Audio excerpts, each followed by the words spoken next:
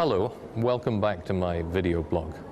Here in Brussels this week, we've all been shocked at the horrific stories coming in from the damage of the cyclone in Burma, with many villages and towns destroyed, many people rendered homeless, terrible shortages of water, and a Burmese military government which is stopping some of the international aid agencies from coming in to help.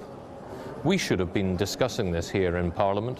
We should have had the European Union's Foreign Affairs representative, Mr. Solana. We should have had the Humanitarian Aid Commissioner here. We should have had a major public debate about what European countries can do together and collectively to help the Burmese people and to help bring that country back to democracy.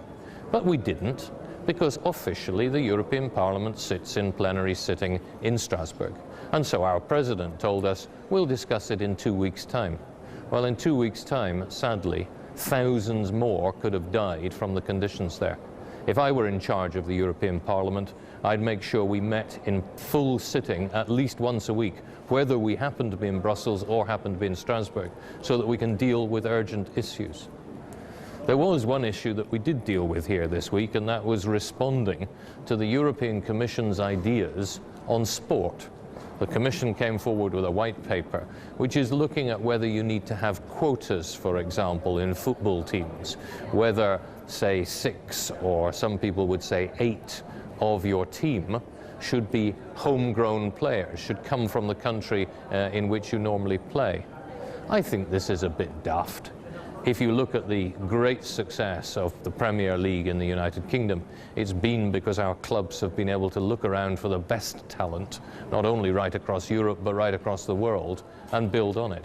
It's been because people like Russian entrepreneurs have come in and bought clubs and invested in them and invested in the best players. And if you don't allow the free market to operate in football, then you're not going to get the best teams and the best matches for football fans.